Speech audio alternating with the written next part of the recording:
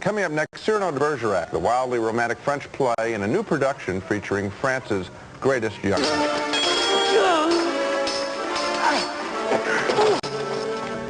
You're looking at a scene from our next film, which is yet another version of the French romantic classic, Cyrano de Bergerac. It's a story, of course, of a brilliant man rendered tragic because of a physical flaw, the large nose that keeps him at an emotional distance from other people, including the woman he loves. This version, made in France, is a big-scale production, sort of the official version, starring Gerard Depardieu, France's greatest young actor, as the sharp-tongued Cyrano. M'accuser d'un pareil ridicule, petit, mon nez. Voilà! Quel énorme mon nez! That's a classic moment in the story, and here's another, as Cyrano speaks in verse while he has a sword fight. Famed novelist Anthony Burgess did the clever English translation. These are subtitles worth reading.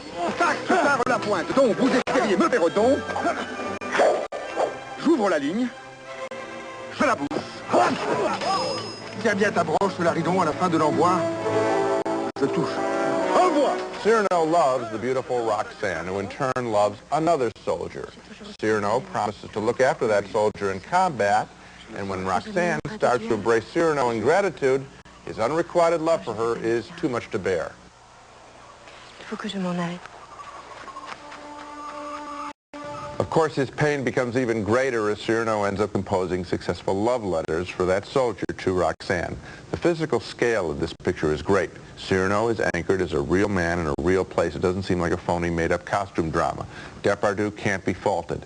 But I didn't have much of a response to Anne Brochet as Roxanne. So is this the definitive version of Cyrano? Well, it's a better film than the 1950 Stanley Kramer Hollywood version that won an Oscar for Jose Ferrer, and yet the story is so appealing that I must confess that I enjoyed Steve Martin's more comic version, Roxanne, from a couple of years ago, just as much as this one.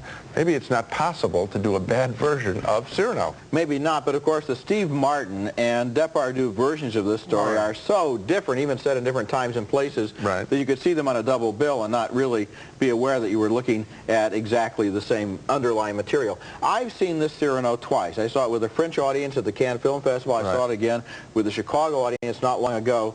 And both times I noted the same response.